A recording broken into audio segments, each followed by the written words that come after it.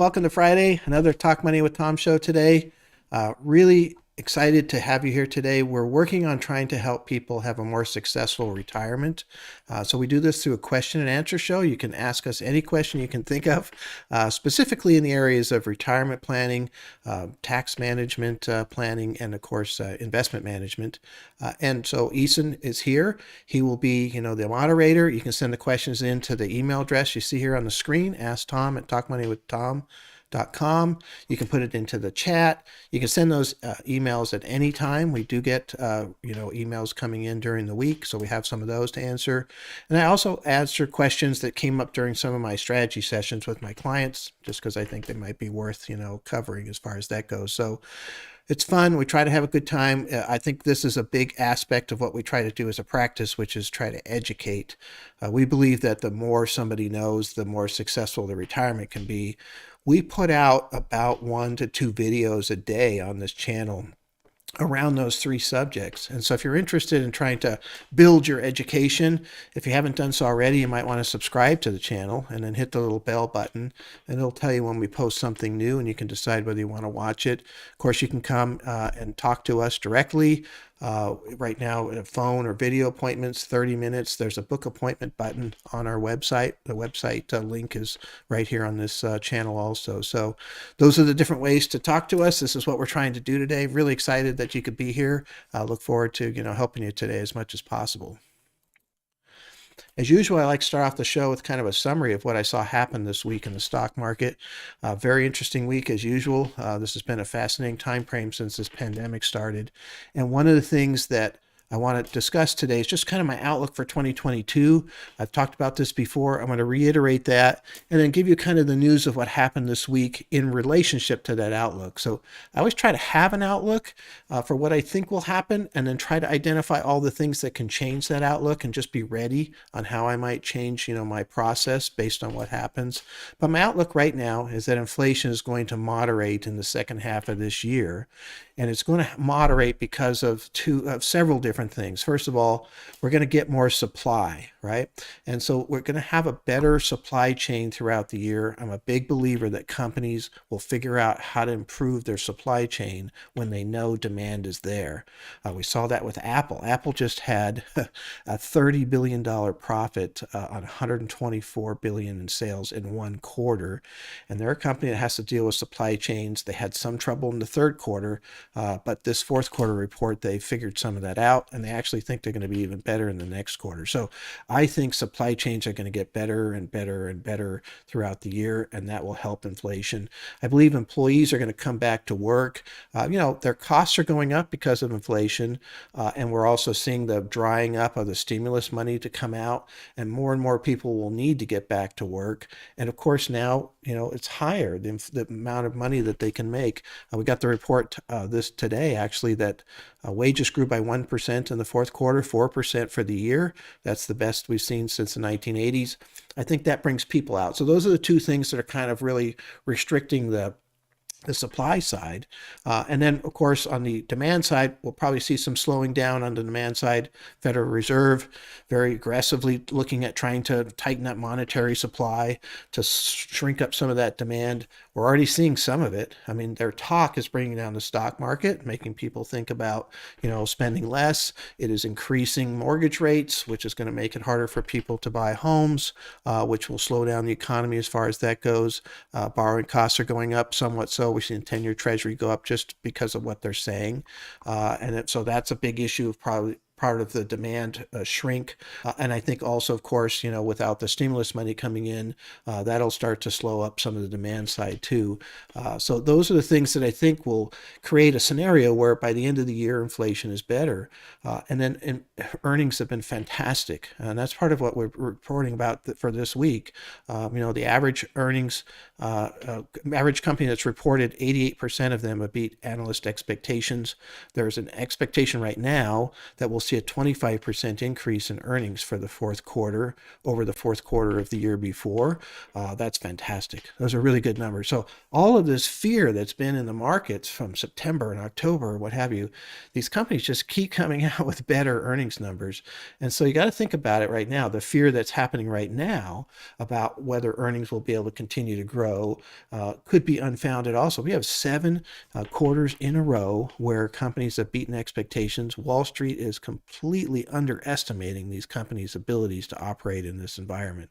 And so that's kind of a scenario where, originally my projection had to do with what happens on an average year. So in a year like 2021, where you have more than 20% return on average, going back to the 70 years, the average rate of return in a year after that is 10.4%. I still think that's a good number to look at and to kind of use as a guide. That's about 18% higher than we are right now. And so, what are some of the incursions and some of the things that could come in and change that? We've got to watch for those. So, additional variants. So we have this new variant now, BA2, which is a variant of Omicron. What happens with that? We did see tremendous fourth quarter gross domestic product growth, 6.9%, which is really, really high, even though we had Omicron. So I'm not sure that it's a huge issue, but it's something to watch for.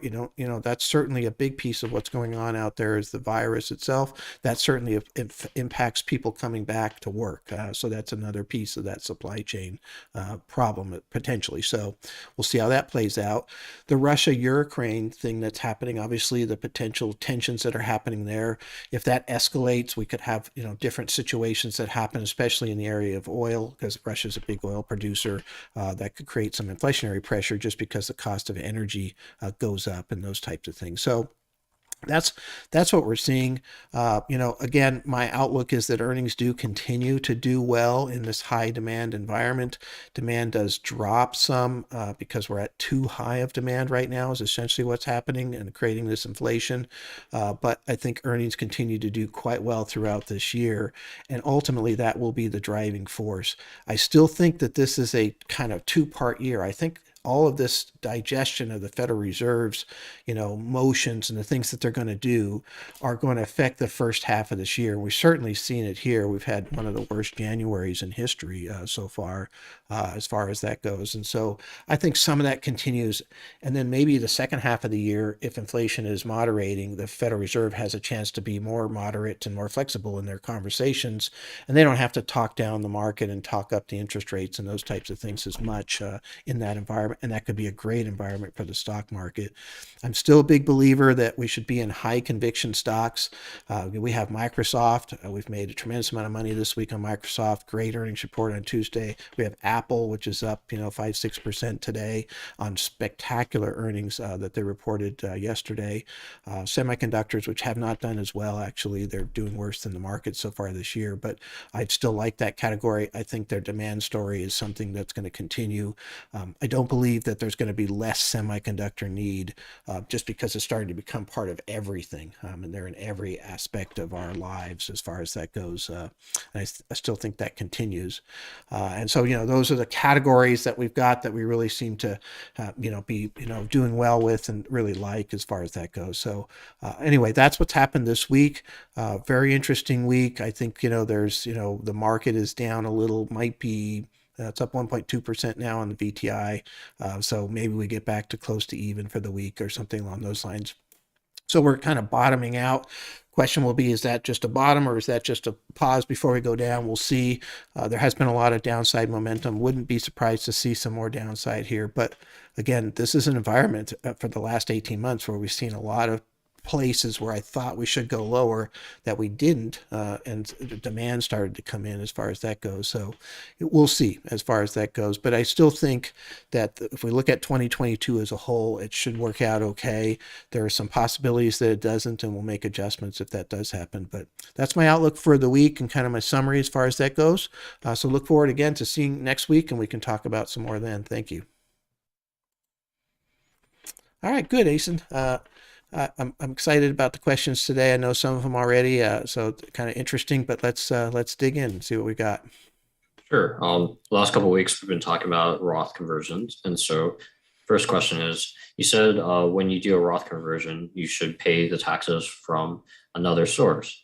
Why can't you use some of the funds that is being converted to be used for taxes? For example, if I convert $100,000 from a traditional IRA to a Roth IRA, why can't I use 20,000 of that money to pay taxes? Yep. Okay. So it's a great question. So I got $100,000. Who knows how much I have in total, but I want to convert $100,000 from, IRA to Roth. And so let's say I'm at 20% tax. I got to pay 20,000 in tax. Where do I get the money? Why can't I just take it out of that, put 80,000 in the Roth and send 20,000 to taxes?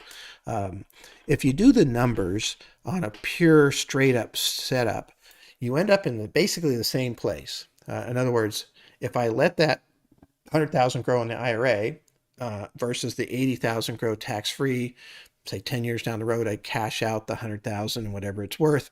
And let's say I'm still in the same tax bracket by some chance. I actually end up in the same place. They're identical as far as that goes. There are some advantages still to the Roth, even in that situation, because of a couple of areas. First of all, right now in 2025, the tax rates are going back up. So if I was able to cash some money out now and pay lower tax, if they don't keep the same tax rates, they could, but Congress actually has to approve that as a whole. They will sunset and go back up to where they were before the 2017. So like the 24% bracket is going to go to 28%, for example. So I'd have been better off, right, over the long term, paying the tax now than paying it later, as far as that goes. So that's one advantage. If I'm at the same spot, but have more control over my finances going forward, because now I have tax free, I don't have to take a required minimum distribution out of the Roth. So it can work, but the other way of paying the money for taxes with outside assets allows me to move the entire 100,000 into that Roth. So if you think about this, this is really fascinating to me. One thing that happens with an IRA is that you can look at it and let's say it's worth 100,000. It's not worth 100,000 to you. The government owns part of that. And so let's just say in this case it's 20%. So really what it's worth to you is 80,000, right? It is. There's no way around the taxes on those. And so if you roll that over and you pull $20,000 out of your assets outside of retirement plans and put the whole 100,000, you now have 100,000 to you. That's what it's worth because it's tax free. It was worth 80, it's now worth 100. What you just did was added $20,000 to your Roth. To your overall retirement plan, and now it's growing tax free. And when you do those numbers, it's unbelievable. It really, really works well, and to the point where it might override any potential future tax changes and different things that might happen that could affect a Roth if you're paying with outside assets. And so, I would go out of my way to try to pay those taxes with outside assets if I could, just because it's so much better. I now have that 20,000 growing tax free, really for the rest of my life. Of course, that whole extra 20,000 then could be passed on to my kids. They can leave it in for 10 years growing tax free. If you do the big numbers on that, it's a huge differential. And so we really try to encourage people to pay the taxes with assets outside because it's just so much more advantageous. But it could work. There are some caveats to that, but it could work to pay the taxes with the distribution. So with the conversion, just convert 80,000 and take the 20 and send it to the to the IRS and your state taxes. But it's still the whole conversation really revolves around the Roth, which is a fantastic vehicle. It just is as far as that goes. Yeah, and so like another scenario that really works is when your RMDs start exceeding your expenses, that's when it really becomes kind of troublesome. Yeah. These IRAs, are troublesome. And so nice thing is if you start converting that down and while keeping your RMDs maybe in line with your expenses, then you have a lot more control because with a Roth account, you're not required to take money out. But with a traditional IRA or 401k at 72, you have to take out money every year Otherwise, you're going to pay a big penalty. Yeah, and that's what we're calling the tax time bomb, right? That's a great example. So let's say I need $100,000. I'm 80 years old. I travel. I do different things with that. I'm paying my bills. And because of RMDs, all of my incomes come in, and I have $150,000 on my tax return. I don't need that extra 50,000. I'm only needing the 100. So I'm now paying taxes on something I don't even need, and so I don't have control. And that is not a tax efficient situation. With a Roth, I don't have an RMD. So I can take out whatever I need whenever I need it. As far as that goes, I got much more control, and I have a much better chance of, if I need 100, I can create 100 and end up with a much better situation tax wise. So yeah, a lot of people don't realize how much people do not understand as a group the required minimum distributions. Those that are in that situation we just described, that are having to pull out more than they want, that are having to pay now higher Medicare expenses, right? Those people get it. And I have those clients, and I have been there watching, and there's almost nothing we can do about it by that point in time. So this point in time from, age, 60 to 72, for example, when you're not having to take money out of these required minimum distributions, and even past age 72, there's still lots of things we can do, but you start getting pushed into these higher and higher tax brackets by your RMD, assuming you have a big enough IRA, 401k situation to make a difference. Not everybody does, but a lot of our clients do, especially in this valley. So, I think it's a really, really big area. It's something that you're exactly right. That control going forward. It's why I converted all of my assets to RMDs. Even though, I'm younger, obviously, than you probably should do it. But I've seen what happens on the other side, and I don't want the tax time bomb. And I didn't want my kids to have the tax time bomb. Got a big 401k, big IRA, they inherit it. They got to take it out over 10 years. They're getting taxed. They're already making money. It could be at a pretty high tax bracket. They're getting killed potentially with a big, inheritance IRA versus let them inherit a big Roth IRA. Lot of flexibility. They can leave it in there for 10 years going tax free and then take it all out at the end and have no tax implications. So there's too many powerful things. It's the most powerful thing I've seen. So yeah, it's a good point.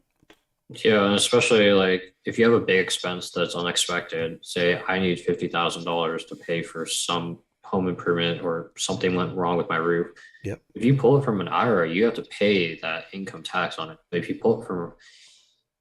you have other sources where you don't pay as much tax on it, you have a lot more flexibility in your plan. Yeah, $50,000 expense from an IRA, I might have to take out 70 or something, depends on your tax bracket.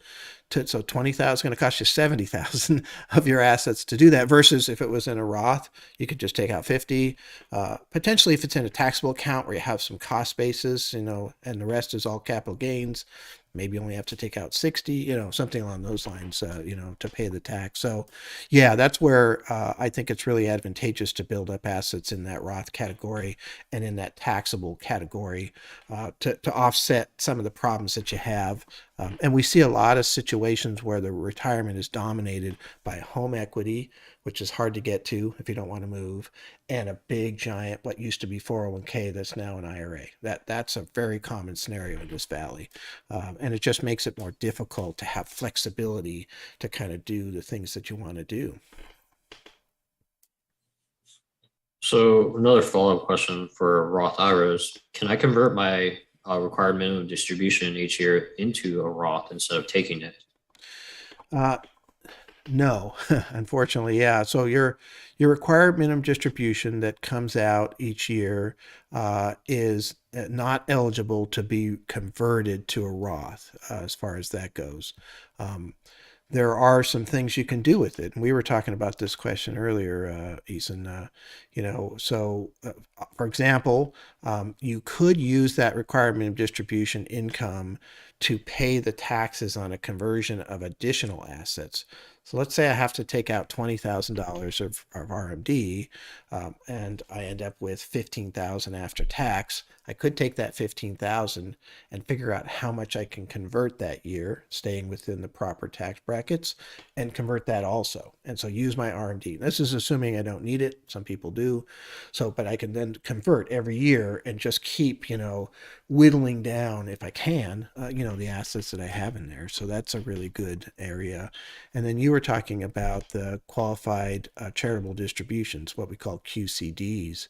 So one thing you can do if you have charitable contributions that you're already giving or charitably inclined, at $20,000, you could give away all or part of it, and it doesn't end up on your tax return. So even though it's a required distribution, if I give that money to a charity, and this is really only available through an RMD. You can't give IRA assets to a charity normally and have it write off. You have to cash it out to do that, which is a self-defeating event.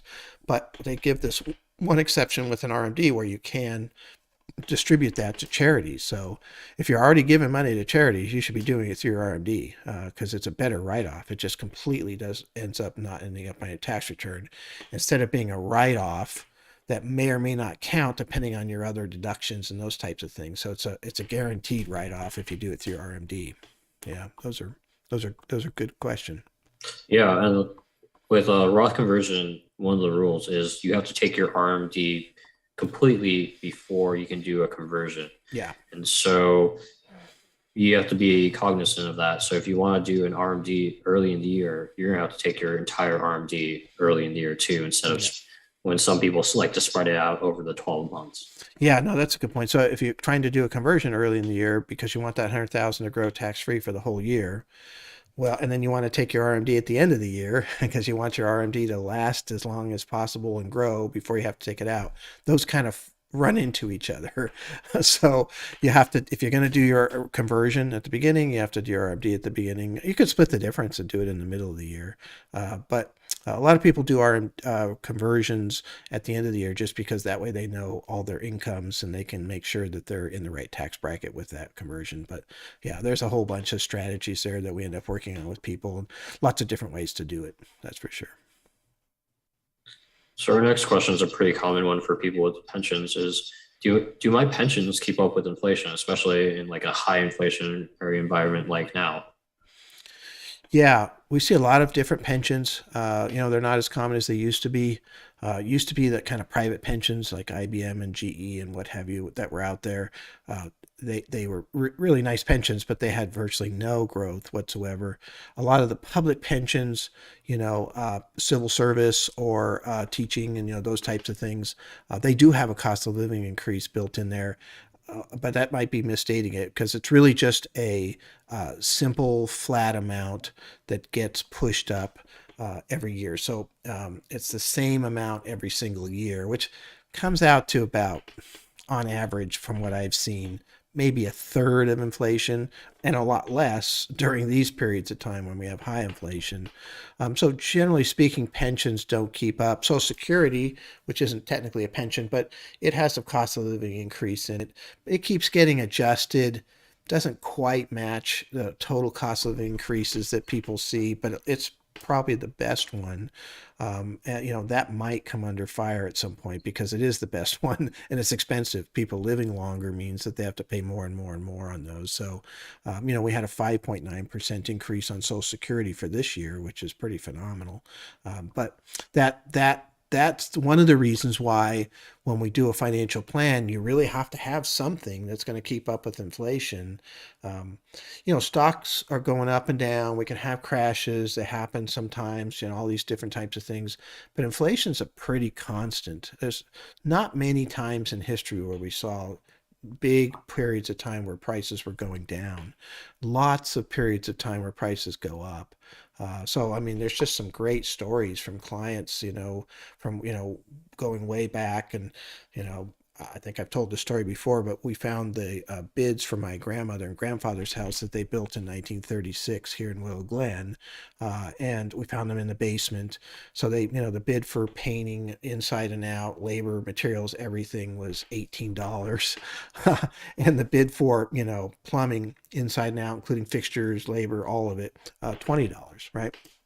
And, I built this house that you're looking at here in Willow Glen in 1997, and it was substantially more. So, over a period of time, and your retirement should be, if you're, fortunate enough with your health and your longevity, in that 15 to 40 year range, you're going to have a lot more expenses. And that's where pensions need some help. I think they're fantastic. They're really useful, but you need to have that other aspect growing out there.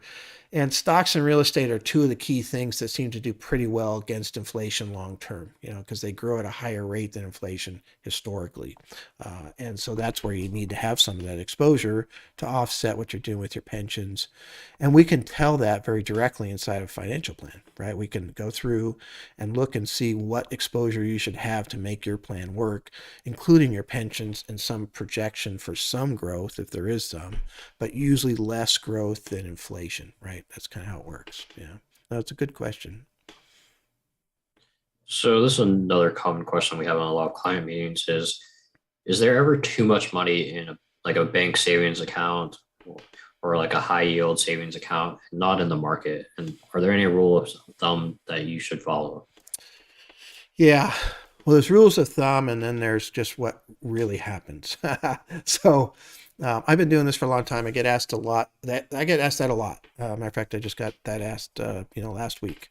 And so here's one rule of thumb is have 3 months worth of need. So if I need, and just make up a number here, $5,000 a month, I would have 15,000 in savings. Okay, so that's one rule of thumb. You see that quite often.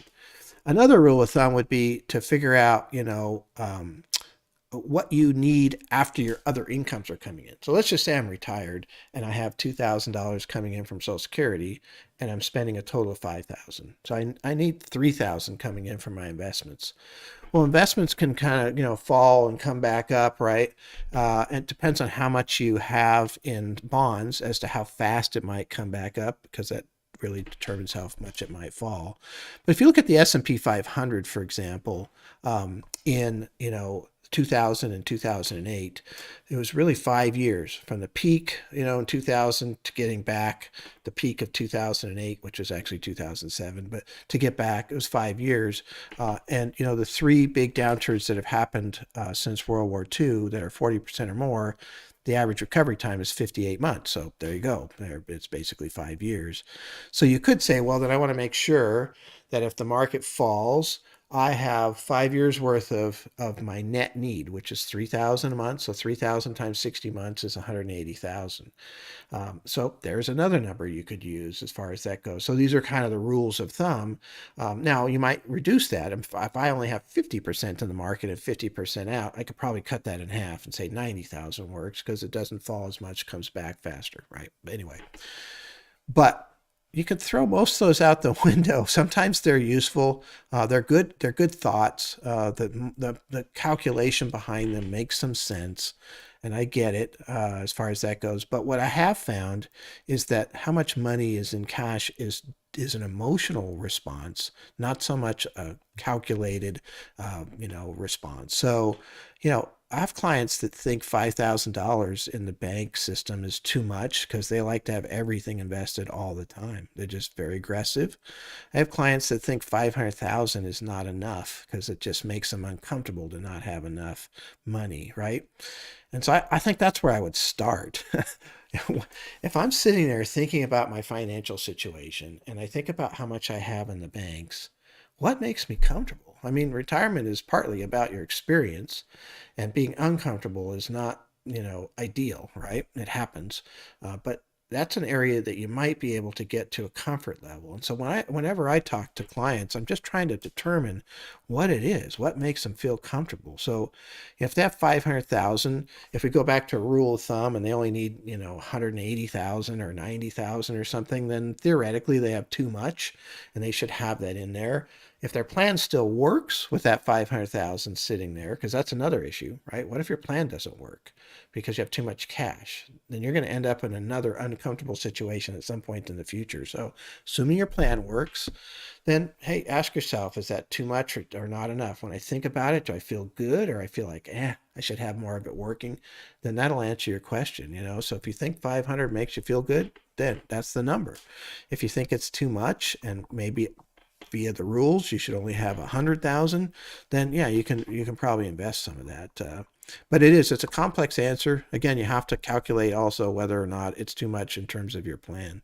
If your plan's going to fail because you have most of your money in cash because you can't keep up with inflation with cash, then you got a different problem, right? So it's an interesting question. It really is. It comes up all the time.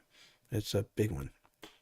Do you ever see like a change in state or like how much people have in the bank when they hit retirement age versus like when they're kind of accumulating money? So like maybe when I'm working, I only have 3 months of expenses, but now that I'm retired and I don't plan on ever going back, I'm going to keep 12 months of my expenses. Yeah, no, I do see that. Yeah, because I think people, in general, not always, but I think people tend to be a little bit more aggressive when they have a paycheck, right? I mean, it makes it easier, as far as that goes, to be a little less cash. And a lot of the assets that you have that you would invest in still are liquid. You could get to them if you needed to, so that's good too. You're not locking it up where you can't get it at all for most things, at least what we deal with. Yeah, no, that's a good point, actually. And I do see more safety desire, at least mentally, from somebody who is retired. I wholeheartedly encourage that. There's lots of scary things heading into retirement in the first few years of retirement. If you can have a nice cash buffer, ideally have no mortgage either, right? So that would be ideal scenario to be in.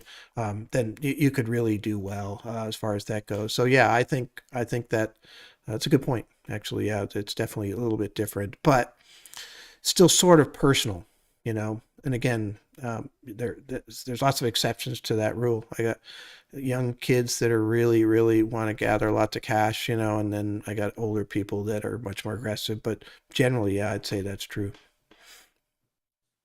So one common issue in the Bay Area is that we have a massive amount of our money or net worth in our home equity. Should people ever consider tapping into this home equity in retirement? Yeah, it comes up all the time here because, and again, this is a unique area. It might not be true in every part of the country. Although I did see a stat the other day that nationwide housing prices went up 18% last year. That's pretty incredible, actually. Um, so let's just say you do have some equity and you're in your retirement. What do you do with that? Um, Part of that is again emotional, right? That's part of what comes up. Oh, this is my home. I raise my kids here, all that kind of stuff. And I like the weather, and I've got my doctors and all my friends live here, and I don't want to sell. And that is actually a very, very common sentiment. Most of the times, we don't count the home equity in somebody's plan. But once in a while, we got somebody who doesn't have enough to really make their plan work, and then they're sitting on 300 to $3 million, 300,000 to $3 million worth of equity in their home, and they got to do something, or they're going to go broke essentially with the assets that they have outside the home. So lots of different options on what you can do there as far as that goes. It should be the last option. I mean, it should be kind of forced into it because I don't really believe in using home equity. I mean, I have clients that just wanted to move. They thought that the area they were going to was just really exciting. So good, they captured like $1 million differential. But outside of that, that's one thing you can do is move right into something cheaper, usually into a different area. Because I hardly ever see anybody move here locally and downsize. It does happen, but boy, that's like a 1 out of 20, 1 out of 50 time I see that. Usually it's somebody moving someplace else, a cheaper area in California. We have clients now in 26 states outside of California. So, people that have moved to Arizona and different places where they can get a place, sometimes even bigger than they have now for less. So that's one way to capture it. You can borrow against your house through a couple different ways, right? You can use a home equity credit line and just start, whittling away and paying for your lifestyle using that home equity credit line. That's one option, not my favorite, but if you have to, it's something. The other way is the reverse mortgage, which is essentially similar. It's instead of you paying the mortgage, they pay you.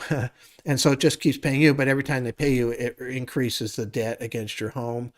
There are some, they used to be awful, really, really bad, but they've gotten really much better, where it's basically just a debt against the house. And when you die, somebody has to pay that. So your beneficiaries would have to sell the house or deal with that to get rid of that loan. But again, for those situations where there isn't an alternative and you really, really, really want to stay in your house for some reason, there's a lot of them. People really like staying in their homes. Then a reverse mortgage might be the way to go as far as that goes, right? But so again, those are kind of the concepts. Generally speaking, if you don't have to do it and you don't want to do it, you shouldn't do it just for the purposes of going out and investing. So some people say, wow, market's making 10% a year and I only have to pay 3% on my mortgage. I'm going to borrow against my house and put it in the market. Uh, I would never do that personally because the market is quite variable, and there are periods of time like the Great Depression where it dropped 86% and took 14 years to come back, and you'd still be having to pay that mortgage payment. And even though it was at 3%, you'd be pretty unhappy. So you're basically taking a situation where you're guaranteed I have to pay this, putting it into something that's not guaranteed to give you any money, right? So you got to look at the history of the market. I think overall it probably works, but I'd never recommend it. The only time I'd really look at using home equity is either because you wanted to, just because you want to move, or because you had to, and because you don't have anything else and your plan's not going to work without it. Yeah, and that leads into our next question. Should I be paying down debts or should I be investing that, I have some extra cash flow? Should I be investing that into the market? Yeah, that's a great question. Kind of the opposite of what we just said, right? So, hey, my mortgage is at 3%, just make up a number. The market's making 10. I've got this extra money. Should I just pay down the debt at 3% or should I put that money in the market that's been averaging 10, right? There's a couple of issues there. There's actually a whole bunch of issues. Number one is the timeline that you're dealing with. So for me, I want to retire at 75, right? I'm 57. I am paying my mortgage so that I can get rid of it by age 75. That's my goal. I'm a big believer in not having, debt in retirement. I've just seen how well that works for my clients. So I have a set payment, even though I can invest that in the market, the extra money, and I'm an investor. It's what I do. So hopefully I get a good rate of return over a long period of time. I still pay that money into my mortgage because that's my goal. I want to pay that off. So that could be something, that happens. And, generally speaking, I would make that a goal for everybody. But let's say you're 30, right? And you've got a 30-year mortgage. Just keep paying their normal payment. You're going to be done before retirement anyway, unless you're going to retire early. So, that kind of works. You can put the rest of the money into your 401k or into the market. I would say if you have a 401k and you haven't put in enough to get the full match, that beats the mortgage, right? Because the match is 100% guaranteed return on your money. You've got to do the match. We've said that many, many times. Hopefully everybody kind of knows that. And it is amazing though, I guess nationally on the stats, not everybody does that. So it's worth saying again. But generally speaking, I would probably split the difference. If I had some extra money, put some in the market, pay some off in the mortgage, but again, it just kind of depends on every situation where I get asked that question has a unique scenario and you can kind of figure it out based on that scenario. But I think it makes some sense if you're in retirement, and you really want to get rid of the debt, you got $150,000 left, pay it down, try to get rid of it. There's some benefits to that too. So, it's interesting. Yeah, it's a good question altogether. Yeah. So like if a young person has a loan, like they'll pay it off by retirement a lot of the times. But the idea of paying down debt before retirement is that you want to give yourself an extra cushion in your life. Like not having to pay, say your mortgage is $1,500 a month, not having to pay that is such a like uplift in retirement because now like I have this extra cash flow that I don't need to pay down. It just gives you a lot more flexibility. Yeah, I guess there is one other way to look at this that's important. So my mortgage is 3%. The market makes 10. So theoretically, I should put the money in the market, but I'd still use my goals as possible override. But what if your debt is higher? So what if it's credit card debt and you're at 18% interest and the market's making 10? I'd be putting everything. So if you're talking debt, not just mortgage debt, right? And there are people out there, right? Some of the student loans maybe are paying at higher rates and those type of things once they start paying again. So I would look at that too, as far as the rate of return that I might get out of the market. Again, I use 10 because it's a good average, but it's a long-term average, so it may not work out every time. But if I'm having to pay 18 on a credit card debt, I might be paying that credit card debt down and not putting that excess money into the market, right? So there is an aspect to that of what you're having to pay that's maybe an overriding aspect to investing. Generally speaking, investing works really well. So you want to put as much as you can towards the market long term, but again, you still got to take care of yourself and get rid of those high cost debts, and then maybe get rid of all debt by retirement if possible. If you're already in retirement, maybe funneling some of that money that you might be putting back into the market towards paying off your mortgage. You're getting required minimum distributions. You don't need some of it. Maybe put some of that towards your mortgage.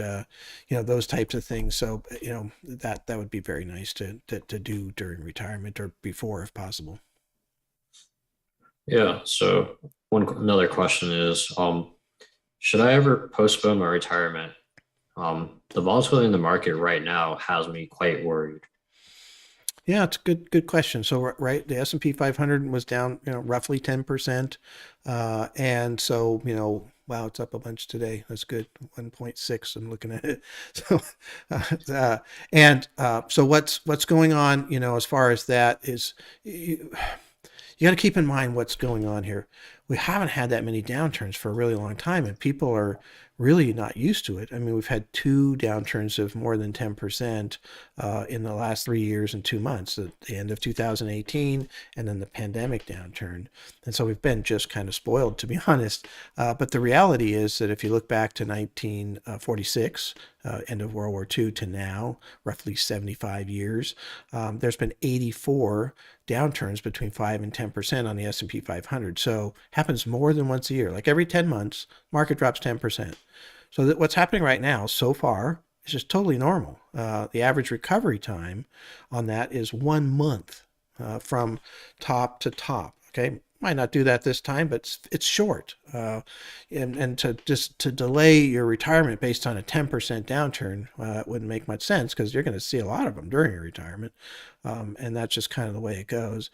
Now, what I wouldn't want to do though is to retire in the face of a 40% downturn, right? Because 40+% has happened 3 times since 1946, and that's a 58-month recovery time. That's a pretty tough situation to retire into, because now I'm taking money out of my assets, and I'm depleting those assets even faster because they're getting depleted by the market, and it's taking forever to come back. And because I'm taking money out, it's going to take even longer for me to come back than it would. So in this environment right now, with what we've got, the economy is doing well, right? Earnings are doing well. And we don't see, these giant downturns over 20% historically since 1946. They've been accompanied by recessions. And so we could get into recession if the Federal Reserve gets carried away or something unusual happens. And that's always a possibility. There's always some scenario you can build that is negative, that's on the extremes of negative, and still possible. I might wait a little while. I guess I'd like to see, what happens with this downturn and make sure it's not turning into a 40% downturn. If I had some flexibility, a few months might be good to see what happens. Is this one of these 1 to 4 month recoveries, or is this going to turn into this 58-month recovery? And that might color my decision as far as that goes. But at this point right now, I'd have a little bit of caution and just look at it, but I wouldn't be too concerned, because these are very common scenarios that we're dealing with. So, we've been going more or less sideways this week. Is this a bottom? We had a huge reversal on Monday, unbelievable reversal, where the market was down a bunch and then ended up. So sometimes that's a good sign, right? There's some buying coming in. It could just be a bounce, and then we're going to continue down some more. So, It'd be nice if I had an option to wait for another 60 days, through March, let's say. I would do that in a heartbeat and just see what's going to happen. And, if hopefully by then we're starting to see enough where the market is bottomed out, starting to at least go sideways or come up. And I'm fairly convinced at that point in time, that we're not heading for one of these big, big downturns. Um, Again, right now, the economy is going up, so so it's hard for me to imagine a recession in the short term here. Anything's possible, but not too likely. So Yeah, and if you have enough cash, that's like also when you have like say you have 2 years of cash expenses, right. then maybe you don't need to postpone because you have enough buffer and flexibility in your plan already that postponing won't make a difference. That's right. So that might be another strategy, right? So I'm retiring today. The market is down 10%. I don't know for sure if we're in a big downturn or not.